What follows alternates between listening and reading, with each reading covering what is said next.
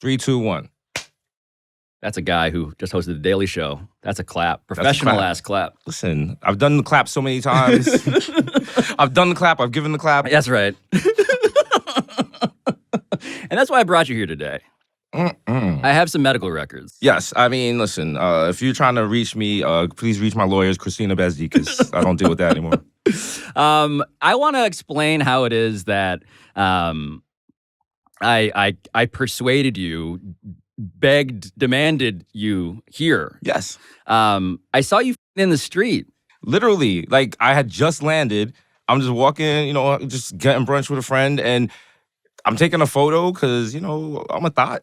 And your arms were literally out. My arms are out, and I just see Pablo on the corner, and I'm like, my guy Pablo, and it really felt like a Sex in the City moment, like the whole running into a friend in New York City. But that's something, I was out in LA for a little bit, and being back in New York, like that's something I missed. That idea of just running into people all the time, because even before I was on TV, I'd always run into friends, no matter where I went. The beauty of New York is that I feel magnetically orbiting the people that I love. Yes, it also felt like there was a call sheet earlier in the morning. We went through hair and makeup, and we definitely set the seat up. We both looked had good. marks. Yeah. I want to paint my perspective on this because my point of view, I was wearing sunglasses. I literally did the thing where I stared at you through my sunglasses, dropped them down on the bridge of my nose, did a double take. It felt like an 80s movie. It felt like an 80s movie. I felt like I was maybe hallucinating you.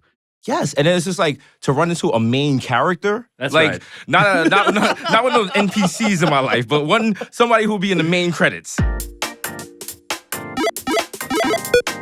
Okay, so I've been waiting to do a couple of things here. Number one, I've been waiting to invoke the Pablo Explains ... RPG menu, which you can see on YouTube and the DraftKings Network, as always. Off of an actual reference to RPG terminology and, non-player characters, as Desus just referenced. But number two, I have been waiting for my old friend Desus Nice to continue this procession of New York City main characters through the Pablo Torre Finds Out studio. Because Desus, you should know, is the former co-host of Desus and Mero on Showtime, which we will get into. He also just hosted The Daily Show last month, which was a huge deal. He also, more than anything, is someone whose previous jobs, his list of jobs before all that, before he got famous, it's been an object of personal fascination for me ever since I've known him. We'll get into that also. Not least because the story of Desus is also the story of our home, New York City, the place to which he just recently returned. And so I'm just sitting there at brunch, and I'm just like, this city is amazing. I'm sorry if I sound like someone who just listened to Empire State of Mind, but I am back in love with this city. I'm seeing rats. I'm kissing Eric Adams. I'm doing everything, baby. I might go to the Circle Line after this. What's LA Desus like? LA Desus is, every time I talk to you, I have to remind you I'm from New York. So no matter what we're talking about, you could be like, my grandmother died. I was like, you know who else died? Statue of Liberty in New York. There's a statue for her. She did more than your grandma.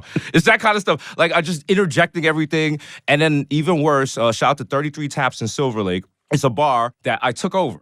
It was during the playoffs for the Knicks. And there's one guy with a Knicks shirt, and he's watching it. And I was like, yo, you're from New York? He's like, yeah, me and a couple of Knicks fans, we always watch Knicks games here. I say less. I tweeted about it. Next game was 10 people. Next game was 20. By the final game, we had 60 people in that bar. All Knicks fans. You formed a sleeper cell of Knicks fans in Silver Lake? Listen, they had babies. Radicalizing people? They had babies and Knicks jumpers. They had dogs. And everyone was so upset. All the LA people was like, I hate this. New Yorkers are they're coming from everywhere. We're talking about Hoboken and the Metro North and just doing nasty New York stuff. It felt like you were at Madison Square Garden. Us watching the games, the Knicks didn't win the playoffs, but, it was good to watch them go through the playoffs together. Opting into the misery of being a Knicks fan and then exporting that is sociopathic. It's sociopathic, but it's also very New York. It is. It's hey. In all of those ways. Self-loathing, but also unabashed. And again, we both know this. Immigrant parent love. Yes. We are furious at our Hard child, love. but we know how to get the best from them. Yes. It's harsh love. It's you have to earn a hug. And That's that's right. what we're getting with the Knicks. Actually, you know what? We're waiting for them to hug us back. One day, maybe on the deathbed. But you're going to get it. Hopefully. A single tear will roll down Jim Dolan's cheek. Man, the thing about New York, the seasons. The seasons. The f***ing seasons, The man. seasons. Have you, Don't take you them for missed those granted. seasons? Have you missed them? Being out there, the weather's always perfect. When it gets warm in New York, you earned it, but we are so grateful for warmth. Our idea of like a good day, if it's like 60, we lose it. 60 is 60, summer. you're showing your thighs. Sun tanning your asshole on Central Park. So was what, like, rocks. and then it's like 90 every day in LA, and that's like not a big deal. It's funny, like it just got cold. I'm wearing like a heavy sweater today. Yes. And I'm already looking forward to that first day when it gets warm again. Well, you know what? I'm the opposite because now that it's getting cold, it's time to start dressing. Yeah. You know? Yeah. Because like that's another bad thing about LA. I became a thrift guy. Oh my God. I just want our podcast audience that may be watching on YouTube or the DraftKings Network, go to those platforms to see the arm motion that Desus had to deliver when he said thrift guy. It was a That's full, me hoarding the clothes. Yeah. Just A running full around body- a factory with mad hangers and stuff. Yes, just like hands like claws that were also scare quotes, Yes. self-conscious about what it means to thrift. But it's a game changer because like I'm like, why am I paying? I'm buying brand new You sweaters. got richer and you began shopping poorer. Is it not an immigrant parent's dream? No doubt. There you go. Hand-me-downs. We back, baby. Back.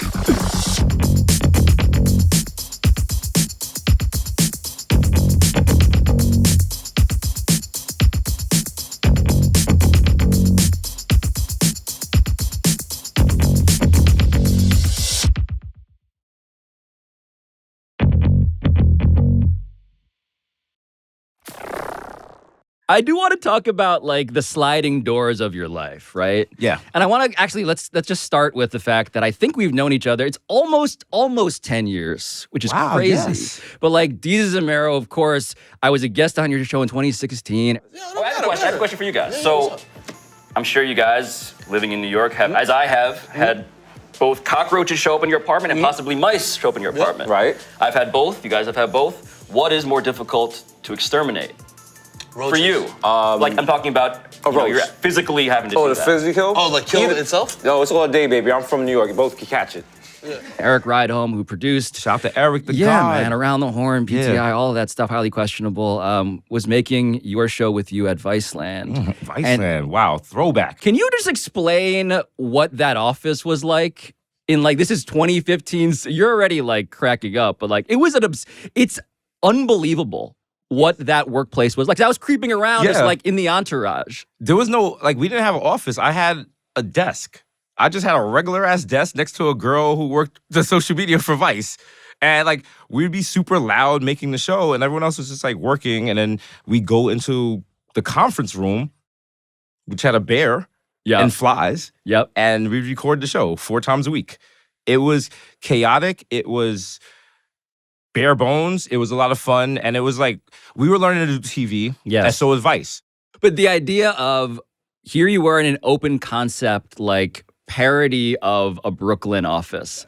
Like this was the archetype for what people imagine when they're like, I wonder what Vice is like. It's kind of exactly what you imagine. Exactly. It was just like rolling blunts. Yes. And I remember like we would go into the garden and smoke weed. And Didn't then, you guys get banned? Yes, there was an email that came from Vice, and it was just like, the Desus Mero team are smoking weed in the garden. How to proceed? Yes, And just sorry. see it got forwarded until it got to like the top person. And I was like, I'll handle it. And basically, we got banned from smoking weed in the building. It was like an email from Willy Wonka saying, you can't eat chocolate. No here." more chocolate. Yeah. So we just like whatever. And also, We went, I remember after the ban, we ended up, you, me, and Mero ended up just smoking in a stairwell. Yes. And we didn't realize the stairwell led directly to the lobby. Mm. And so the lobby just reeked the weed. Everyone was like, there aren't the number 1 rated show on our channel. What are we going to do? Absolutely. So shout out to the receptionist at Vice. Sorry for making your life hell. Yeah, apologies. But for me, what I think about still is just like, okay, that was the most absurd workplace I think I've ever encountered. Yeah. But I want to know about the workplaces you had before then. You wound up on a path that led there to Showtime to what we're going to get to next, which is great. But where you came from, for people who don't know, this is why you're a legend. I've had so many jobs. I've lived so many lives. I've been a strip club manager. I've been a programmer for the New York Public Library. I used to do credit card processing for porn sites. Shout out to CC Bill. I used to buy and sell domain names internationally. I used to pick up dead rats from an auto mechanic shop. I've done it all. I used to be a late night TV host. Like, like my LinkedIn would be wild if I could remember the password. The number of endorsements you would have, the character list would be Everything endorsed by the mind-blowing. mafia, and I know PHP. You know, just all over the map. But I wanna talk about each of those stops a little bit because each one of those stops is its own sitcom. Yeah. So like your first job was what? My first job, I was worked with my uncle, and we rebuilt a crack house. So my uncle purchased the house. It was a 3-family house in the Northeast Bronx, and it was a crack house. Like literally, crackheads have been in there smoking crack, and so that means like the insides everything had to be gutted. Like for example, they still use the bathroom. There was no water. You see where I'm getting at here? Yeah. So it was my job to scoop everything out of the toilet and put it in the dumpster in the front. So I was doing all this. I had to be like 12. Clear violations of labor laws. On every level. But immigrant parents don't care about that. Not at all. And did I get paid? No. But it was like cool because I got to like destroy all the walls in the basement with a sledgehammer. So this was like a rage room for you before they were rage rooms. Yeah, it was a rage room because like I was upset because I was 12 and I had a job. All my other friends are running around playing basketball. I've like got a hard hat. I'm getting on the bus at 8 a.m. Like I imagine as a matter of general assumption that like the poop you were scooping out also wasn't like, it was probably, as poop goes, I imagine the people there were not exactly like having a lot of fiber in their diet. Yeah, it was, you know what the thing is about the poop? It like, you would think it's all hard, but it's kind of like a souffle or a creme brulee. Yes. There's like a hard crust. And Once you crack it scoop with a spoon. Yeah. And then also, once the toilet filled, they were like, oh, we're going to poop somewhere else. So there was a bathtub Oh no. full of poop. Yeah. So I had the shovel, and you do the, what is it? The Vicks Vapor Rub over your nose. That's And then you put the veteran mask savvy. on and all that. Also, we were listening to CBS FM the whole time. So I'm doing all this to like Frankie Valli. Billy Joel. Ooh-wee. Like, walk like a man, talk. I'm 12. I'm like, go play basketball, please. They're like, no. They're like, go break down those 2x4s over there.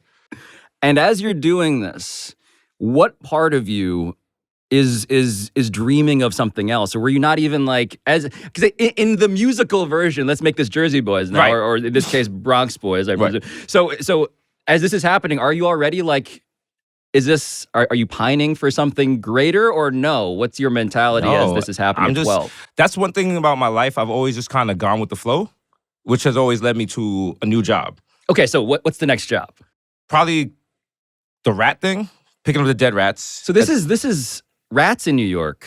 Yeah, that was respect the institution Listen, of rats. you have to respect rats. They have as much rights to exist in New York City as the rest of us. You see a rat and you don't know if he's just going to work. Like, you see the pizza rat videos on Twitter and you're like, oh, that's cute. And it's like, no, respect his privacy. Absolutely. Did you ask for his consent to record this? No. Yeah, where's that release? Listen, shout out to all my WGA rat members.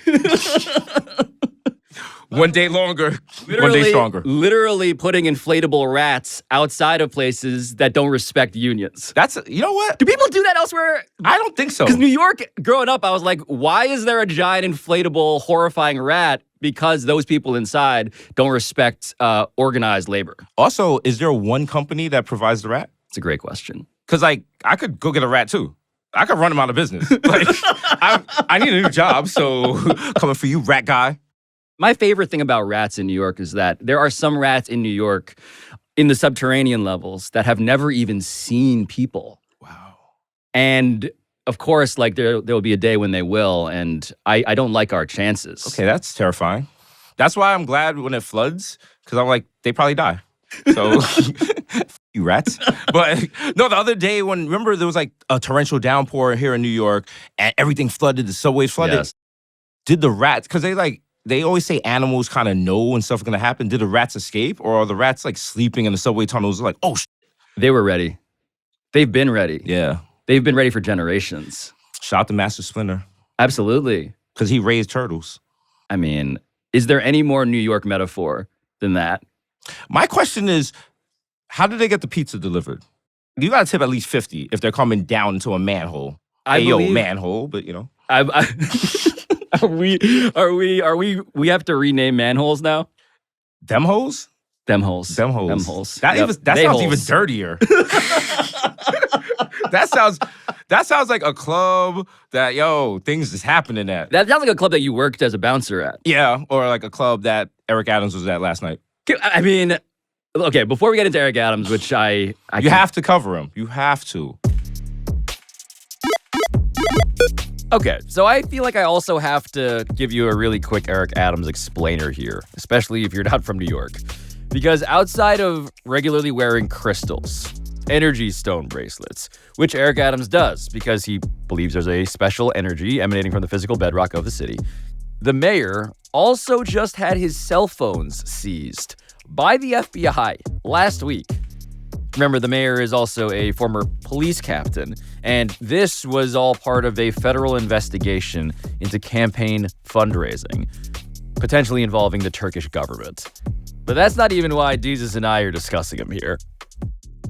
It's required by law. My favorite thing about Eric Adams, many things in all of their awfulness, but it's the idea of him explaining why he's out at clubs at 2 a.m. My nightlife is a multi-billion-dollar industry. People are afraid to go back out to restaurants. Now they see the mayor going out saying, come back out to our city. The city needs to see their mayor. I love it. And that was my reaction, too. I love it. Like, he's done such at this point, we can't win. So we just gotta ride the Maverick and embrace the chaos he is bringing. Everyone that knows me, they know one thing. I hate rats. You know, when we started killing them in Borough Hall, some of the same folks are criticizing us now called me a murderer because I was killing rats. Well, you know what? We're going to kill rats. Like, every day, he just says the most insane stuff. Mm-hmm. And we just got to take it. Like, no one's like, hey, we need to do a wellness check on the mayor. He's just like, it's November. And Movember is something that people do when they don't shave. And because of that, we are going to release orphans into the subways to grab the rats. Rats off to you. And you're just like, at the press conference, everyone's just like, yeah. Okay, that's our mayor. He did have a press conference where he introduced a rat czar. Yes. We've had her under wrap and key. She was like in witness protection because we don't want one of you to crack the story and, start doing background checks, seeing did she get any rat summonses on her block and, has she ever dated an exterminator? We are just really happy today to say that we have found our rat czar and she is focused. They had in front of him, on camera, all of these dead rats. How do you think I felt? So my previous experience with rats. So now we're back at your job. Yes. So what the was this job? Okay, it was a King Bear, which is like a car mechanic shop. It's in the Bronx on Webster Avenue. It's the length of a full block. And so the week before I came on, the exterminator went and put extermination bait all over. People had cars there to get repaired, painted, detailed. There had to be 50 cars inside there. And this is already a level in a Ninja Turtles video game, Yes. by the way. Genesis or Super Nintendo? Genesis. Let's go. Yeah. Yeah, good parents. Oh, yeah. All right. So, and the cars are dusty. Some of the cars haven't been touched in months. So the guy puts the bait down, the poison. And so I come in the next week and they're like, hey, you got to find the dead rats. And I was like, what do you mean? They're like, no, the rats ate the poison and just died all over the place. And I was like, all right, that's maybe 10 rats. It was a lot of rats. What are the tools you're given to complete this mini game? I'm giving a shovel and a compound bucket. What's a compound bucket? It's like a 3-liter bucket. One of those white buckets that people use for mopping and stuff like that. Oh, yeah. You have to use your sense of smell to find the rats, which is not something you want to do. Which has been tested already with the vapor rub and the masks. Again, more vapor rub. Key to this story, New York is in a heat wave. Oh, my God. So it's got to be, I'm not even kidding, it had to be maybe 100 degrees for the full week. So that is making the smell of the rats even stronger because they're dead and they're rotten. They don't just die on the floor. They climb up in the wheel well of a car. Oh, Jesus. They're Yep. going places. And so like I have to be sniffing the floor. I'm close. So once the compound bucket is full, you don't throw out the rats. We're saving money. You take the rats and you dump them in the barrel of the motor oil from the oil changes. And so you just dump the rats and they all go down and then they blubber back up. Oh my God. And then you go back at it. And I was like, how many buckets could I fill? I was filling like 5 buckets a day. I was like, how many rats are in this place? I assume from there you're like, I need to work at the public library. No, I went to college and Okay. then I started working in the library. Shout out to my mother, because my mother worked in the library. So it kind of was like nepotism, but no one cares about nepotism in the library. I got her stapler. I've been living in New York my entire life, Yes. a true New York elitist. And I'm like, I don't know what your libraries are like elsewhere. But in New York, Desus, how do you describe the scene that is the New Little York Parliament? Public Library? First of all, shout out to the New York Public Library. The library is very near and dear to my heart because the library is the only place in New York you can go to, spend time, and you don't have to spend money, which means anyone can go there. It's so it's actually like, incredible as a civic institution. yes, it's like the hub of a neighborhood. And people are just like, oh, library, you just go there to get books. No, people go there to print out boarding passes. You can borrow pots and pans from the library. It's literally a babysitter for children because people can't afford babysitters. Like for immigrants, Yes. when you work there, the initials are NYPL, so other workers call it nipple. But the library, it's like, And Well, some people are there to go look at nipples, to be Yes. clear. and it's also a place where people, because of the Constitution, are allowed to watch porn on the library, and they know their rights. Absolutely. And you know how nasty you have to be to watch porn at the library? Because the thing is, My like, favorite character They're maybe not- in all of New York is that guy because it's it's a lot, man. this is the thing. They're watching it, and they're not masturbating. They're literally doing this. They're like this, just watching it. The Library of Alexandria, that is the spank bank in his brain, Yes. is full of stuff that he is just the pupils, man. I remember we worked on the library was trying to like not ban porn, but restrict porn. And so they did it was like a filtering software for URLs. You gotta try and stop this. There are kids over there No, who are being that was really- babysat by the city. Because you had like the perverts watching it, but then you got the kids super horny, and like kids are stupid. They're like searching sex, boobs. I was like, I'll show you how to look at the real hardcore stuff. That's right. Yeah, throw a plus in between those nouns in that search term. Ooh, a man of knowledge. That's right. But so the library banned explicit terms, but then they had to unban it because breast cancer survivors couldn't go to any resources because breasts were banned. So the library's solution was they put anti-glare filters, God. which technically, if they work, only the person in front of you could see. You could still see what these people are just watching Sarah J's cheeks get clapped out in the open. If you're watching porn, you don't care. You got the volume up. Yep. You got the smile on your face.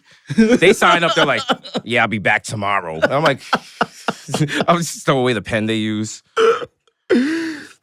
So that experience, in all of its complexity and contradiction, leads you where next? After that, that was international domain selling. Yes. Okay. So your expertise in computers and in understanding how people use them in the real world leads you to there's an economy here.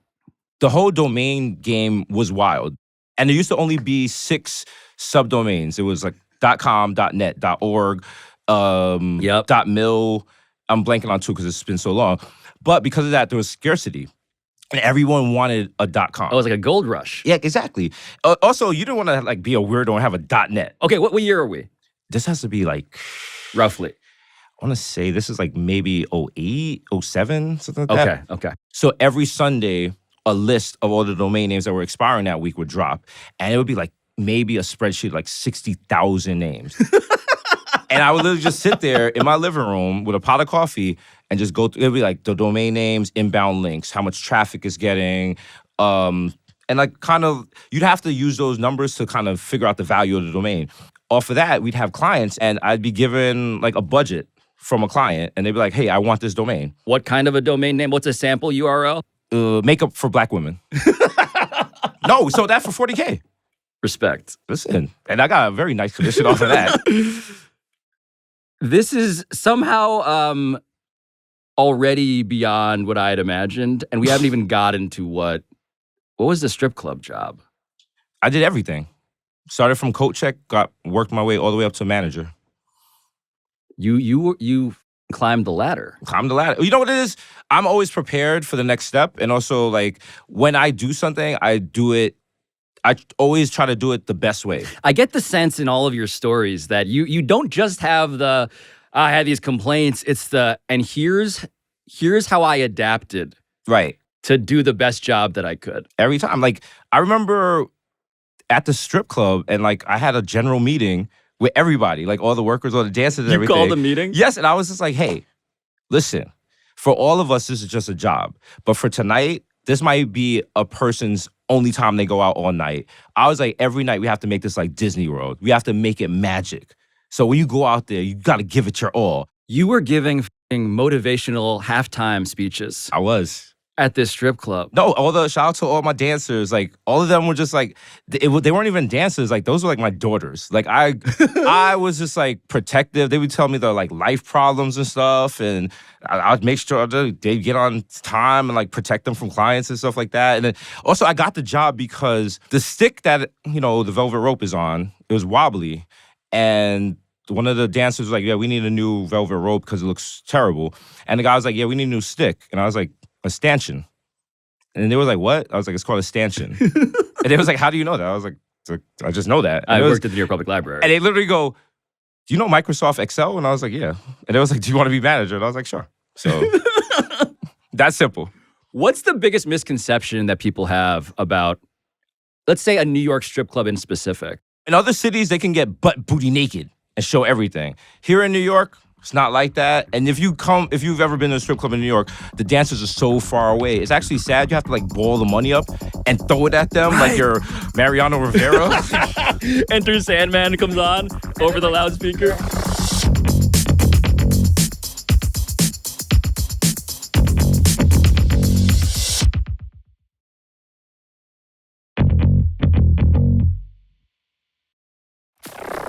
So you go from rising in the ranks as a manager at this strip club. Yes. To where? After that, I became a small business reporter. Oh, that's right. For Black Enterprise magazine. You got into journalism. Got into journalism. Why? Because I did the interview, and I actually interviewed to be a programmer there. And they were just like, yeah, we can't meet your salary demands. And they literally looked at my resume and was like, oh, you got an English degree? You want to be a reporter? And I was like, I don't really want to be a reporter, but Con Edison is on my ass, so I'll take that. So wait a minute. So at what point? So this is where I should introduce the premise of your brain being a special brain. And I say that in the way of, not only do you have a command of the English language, you're incredibly quick. You're as fast and as spontaneously funny as anybody I've ever met. And so when does that actually become part of your goal? I'm going to use this thing that I can do, that I've established interpersonally at all of these stops. Mm-hmm. The lot full of abandoned cars and dead rats, the public library, the strip club, all of it. When do you realize, this is actually my calling? Ever since I was a child, my parents were like, no, you've always just been like super funny and witty. And it never really struck me as something special. And then one day, I think it was at Black Enterprise, I remember, shout out to my man, Darren Sands, the Sandman. He was like, you're funny. And I was like, okay. I was like, everyone's funny. And he's like, no, you're funny. And also, this is the wildest story. I always tell this to like people I date. It's an honor. When I was in 7th grade, my English teacher, shout out to Leslie Ashold in Lehman High School. She's like, I need to talk to you. She takes me into the student lounge, the teacher's lounge, and she's like, your life is going to be difficult because you're going to be famous. Wow. And I was like, that's a dangerous thing to tell a kid. Not just because you're putting the thought of like, hey, celebrity is in your future, but also like, if you're not, you failed. You're now haunted by this prophecy. Like, I didn't live up to it. But even that, like, I just thought that I didn't take that. Like, I was just like, okay, I left the office. I was like, that was weird. And I never thought about it ever again. Until like maybe one day, I think it was like, we had performed at the Apollo sold out show. Yep. And I was coming off that, and I was like, holy shit, Leslie also called this. So shout out to you, Leslie. I hope you're still alive. Absolutely. If you're out there, please write into Pablo Torre Finds Out. We have a voicemail line. But yeah, so Darren was like, you're funny. And like, I was doing my tweets because I hated working in the office. That's where I encountered you, of Yes. course, is on Twitter. Twitter, of course, all of the hellscape aspects are obvious to everybody now. But when it was good, It was great. I regard you as being one of the reasons why. Truly. Thank you. Like, I am a baby of Twitter. I was on there from like almost day one of Twitter. Yes. The way you used to use Twitter was like, it started as like kind of like a journal to yourself, but then you started tweeting to a general audience. And I remember there were days I was doing like 50 tweets a day. My day at Black Enterprise was literally like, I'd be there for the 9 a.m. meeting, and I go to my desk, and I go to LinkedIn, I go to Indeed, I go to Monster, because I was trying to get the fuck out of there. I hated that job. And I just tweet about it every day, because it was like, imagine like you know you have talents, but this is what you have to do to pay the bills, and just the resentment you have. And it's kind of like, you don't want to like show that to your coworkers, but you know in your heart of hearts. Yeah. But you don't know what the next thing is going to be. But the whole time I worked there, I was like, nah, something else is coming. No, It you ain't have this. that look. You have that look that those masturbators at the library had. Just Yeah. like staring at a screen, Yeah. knowing that you're up to something. At what point? I mean, I guess we know sort of where the story goes from there on some level, because you and Mero hook up and you become a duo that I loved as a podcast duo. Because they did wife swap. We've done house swap. We're going to do Pinot swap. Where you switch your porn collection with another person at your job, and then afterwards you talk about it. And I want to yada, yada, yada over some of this because I want to catch people up to today.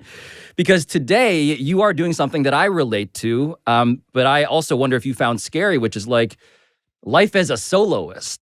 It's different because there's certain people who will never see you as a soloist. They're always going to be like, like you hear Desus, and most people are like waiting for the Mero. Yes. And it's kind of like, You've disappointed them. yes, and I totally get it.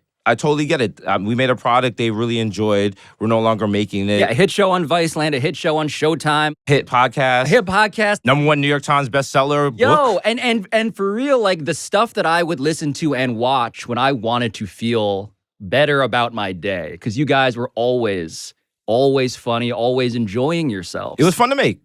And so now, right, in the aftermath, I wanna just get into like, so what do you say on the street? Like, how do you respond? I mean, it depends what moment you catch, because sometimes the thing is like, I don't walk around as Jesus. My name is Daniel. I'm a regular person. If you see me in the street, I'm doing regular stuff. Like the other day I was in the supermarket, they're like, holy shit, Jesus, you still shop? I'm like, dog, I'm not at the point I have like an assistant. Like I have to still go to the superfood and get bread and cheese. So, like I don't have scripted answers. Like I'm very earnest when you meet me. Like I'll, sometimes I explain stuff to people, but it's very much like, yo, thanks for rocking with it. Yeah, like keep it I'm not moving. going into like that. Right. And to what extent? Because like going from duo to soloist, inside of that is the challenge of now I almost need to reintroduce myself. Absolutely. And like after the show ended, I didn't do any press, no interviews. Like I just lay low. This is like a rare appearance from Desus, from Daniel and Desus today. Yeah. I'm like, because it's right now, like I'm reintroducing myself. I just hosted a Daily Show. It's time for some financial news. The Daily Show is a serious show. I know some people expect me to come on here and do my thing where I just roast people that I have beef with, but this is a serious show. This is a serious chair, serious desk, and now I'm going to give you some important financial news. So important, I have to put on my spectacles. I report on the serious financial news. Popular radio host DJ Envy now distancing himself from an alleged multi-million-dollar fraud scheme. And, like now I'm starting to do more press. I have some more projects about to announce. What can we say about projects to announce? I can't say anything because in Hollywood, if you talk about projects before all the T's and P's are crossed, they're not going to happen. Yeah. And also NDAs. So I'm not going to be out here and promise something that I'm not sure. But we got stuff coming, and you guys are going to enjoy it. All I will say is that I'm incredibly excited for you. I'm excited too because I miss being in front of the camera. I've had a million jobs. Imagine finding a job you love. Exactly. Imagine finding the thing you're really good at. I love making TV. I love hosting. I love the people around me that host. I love the whole nature of a set. I love hair and makeup, the driver. the PAs, the interns, the writers' room. You're giving halftime speeches to people again. Yes, You're and it's just gathering like, them, and man, you're leading it. You want to lead a team again. exactly. And it's just like one thing I always said, especially on any show I've worked on, the people I work with are not staff, they're family.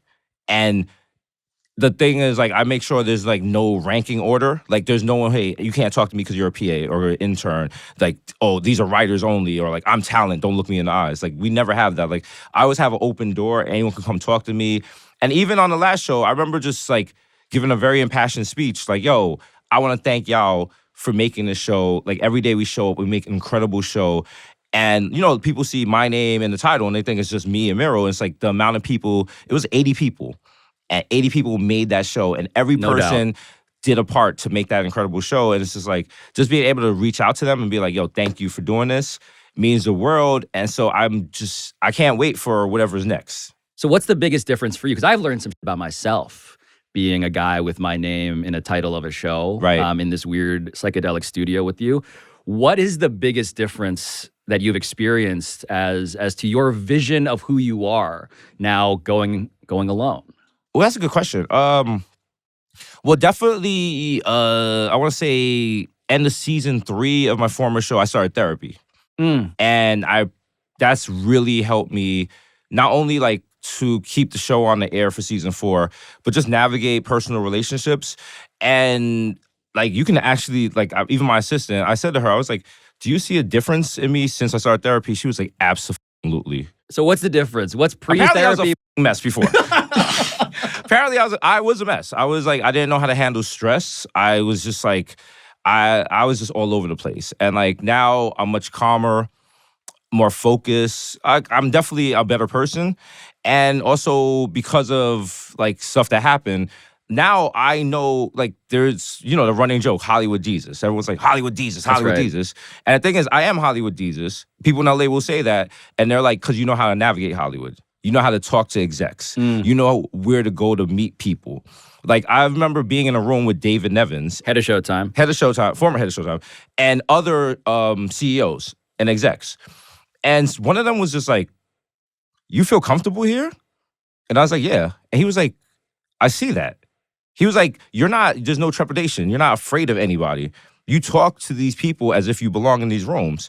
And I'm like, yes, I know how to navigate Hollywood. I know how to talk to execs. I know how to talk to networks. I know how to ride that fine line. And like, if you want to do content here, but the network is pushing off this, I know how to like get that wiggle room in there and like, you know, like really make these things happen. So that's what Hollywood Jesus means to me. It's kind of like the same way I did every job at the strip club. Yes. I want to do every job in Hollywood. I want to direct. I want to produce. I want to score movies. I am trying to, like, the idea that Hollywood is a pool and I'm just going to put my toe in it and be like, oh, that's enough. That's wild. Like, no, I'm going to jump in that like the pool in LeBain, okay? Let's get it, baby. What a reference. That's a great reference, right? It is. That's such a New York reference. It is. I'm back. So coming out of therapy, what I'm getting the sense of from Shout you. Dr. Scott, my guy. My f***ing guy. Well, explain. Okay, so your experience in therapy, what do you want people to know about what the biggest benefit to you has been? Well, I was afraid to go to therapy for so long because I was just like, what if they find something even I'm not ready for? This is kind of, by the way, my feeling about like having a true like LSD psychedelic experience. Yeah. Which is like, I kind of like the way things are going now, as much as there are problems I want to address. Yeah. What if there's something that happens to me that changes who I am? Exactly. So I was always nervous about that. And then just going to therapy, it was just like, therapy basically is like, to put it in nerd ways, Please. Let's go back to my programming days. Please. Therapy is you learn the programming language for the operating system that's you. You learn how to actually understand what's going on. Like, you learn this emotion means this. Or if I'm feeling this, do that. Or if you're feeling stressed, here's a breathing exercise to help you get through it. And shout out to my therapist, like, that's my guy. That's my guy. Because when I first started, I was seeing him 3 times a week. Yo, but it's truly like whenever I would, and again, it's true to how we started this episode, like me talking to you about the joy of seeing you in the street, and just like, I've always regarded you as the guy who's having a fun time. Yeah, well, nah, For a long period, it was not that. It was like, you know what it is? The sad clown. That kind of thing. Like, you're laughing and everyone around you is laughing, and on the inside, you're just like, shit, what the fuck is going on? Because, you know, like, stuff happens, family stuff happens. I've lost a lot of friends. One of my cousins died of actual COVID. She was a nurse. She died while she was having a baby. So, you know, so dealing with that kind of stuff. And shout out to Dr. Scott again, like, just learning how to navigate that and just, you know, being able to handle emotion and actually being actually happy. And that's the important thing, to actually wake up in the morning. And I used to wake up and be like, I remember it was like a 50 Cent song. It was Shaheem the Rugged Child, real hip hop. And the song was like, damn, I woke up again. And I was like, that's how my life used to be. It used to be like, we gotta do this again. And now I wake up, it's like sunshine and roses, baby. Right. I'm doing Peloton meditations. I'm drinking water with like flaxseed in it. Bro. Ionized. Maybe some yoga. Listen, we out here. Shout out to DT from Peloton. But I feel you feeling more. Yes. I feel you allowing yourself to feel a spectrum of emotions that I also intuitively regard as fucking scary. It's scary, but it's also, you have to respect how scary it is because it's so great. I just did the Daily Show, and the amount of love that I've gotten from people online, or like the other day, I'm in the supermarket and this lady comes up to me and she's like, I'm so proud of you. I don't know this lady from anywhere. And it like made me emotional. I was like, yo, there are people I don't even know rooting for me. And the thing is, like, you have haters online, and it's like they come and like, you can't give the haters more power than the people. Because, like, the hater will have a statement on your IG comment, but then you look and you have, like, 14,000 likes. No, the question of who we allow to affect how we feel about ourselves is something that, of course, everybody who does anything in public, and also anybody now, because we're all on the internet, we're all in public. Yeah. Everyone has a taste of this. No matter what you do, that is the thing that we all navigate. And you having a context for... allowing yourself to be kinder to yourself. Absolutely. You have to do that. And it's like, even just like little moments. Like, I'm in LA, I'm on my balcony with my dog and my cat. And I'm looking at my cat and I was like, holy shit. I found you in the Bronx in like 2007 under a car covered in motor oil. Now you're in LA on a balcony in high rise. Yep. And like, my cat, this is my flex right here. Do you know the Litter Robot 4? What is that? It's an automated box for your cat. Meet Litter Robot, the revolutionary pet care appliance that eliminates the chore of scooping. What a full circle device for you specifically to own. I am being told in my ear by my unseen production army, shout out to all of them, some of whom have been your former members of your production army. Yes. $700 for those who are interested in purchasing this device. Yeah. He has one in New York and one in LA.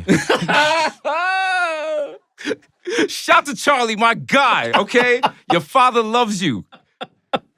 No, that's a big flex. That is a big flex. And there's an app for it. And my God. Yeah, it's some real cash. What is on this app? What is it? What can you do remotely? From the app, you can see how much waste is in it. You can do a remote cycle. When I say a full circle moment, I just want to remind you what you were doing as your very first job and what you're doing now. You know what the funniest moment? Literally, I was in Irwan in LA looking at the app, and I was like, okay, this is too much. I was like, I'm flying too close to the sun. I got chill. I might get my stomach tattooed. Dude. But this is why, I mean, now that I think about how I felt when I saw you on the street, there was a little bit of Eric Adams because I was like, you know what? I'm glad Desus is back home because the city really does need to see their mayor. People need to know. I feel like that the mayor of New York. You're here. Some part of you will always be here.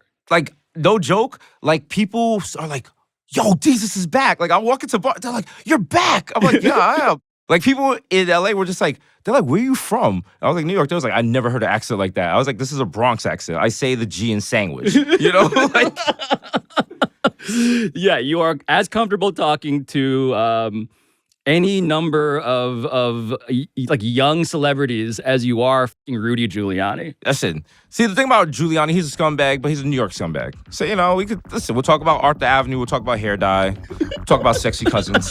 Talk about, oh God. Come on, Rudy. Come on, Rudy. Family reunion, just a mixer.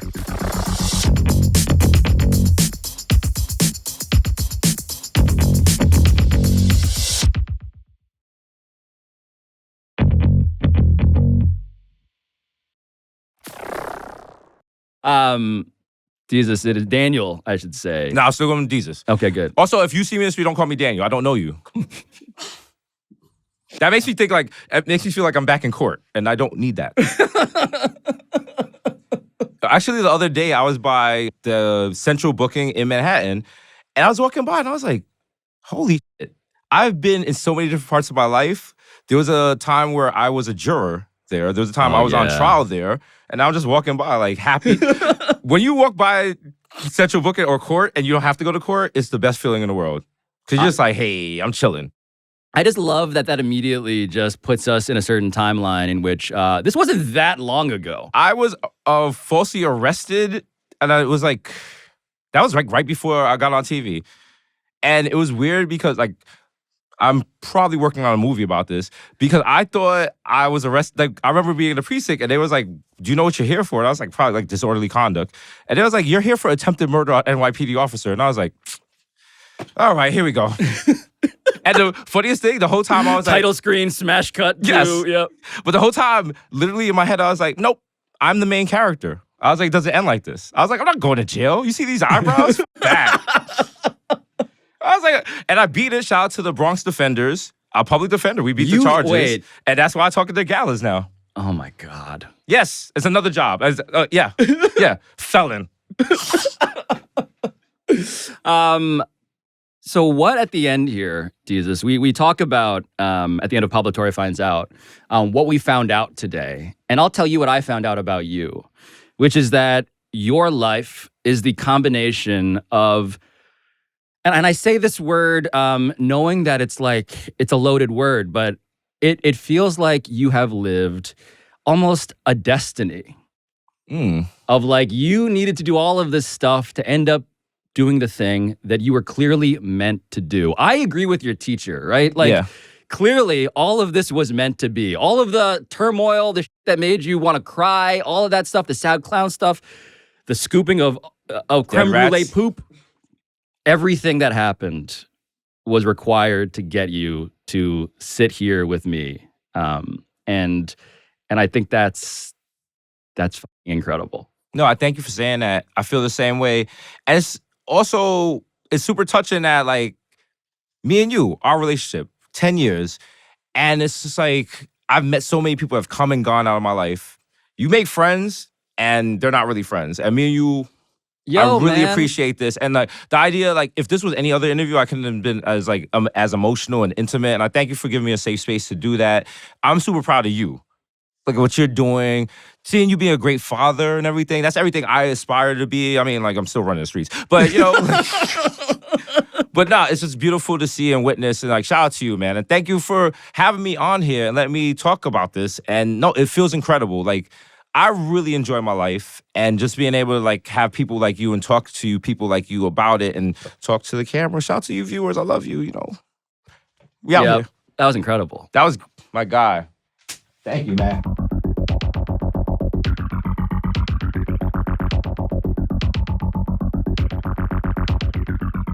This has been Pablo Torre Finds Out, a Meadowlark Media production. And I'll talk to you next time.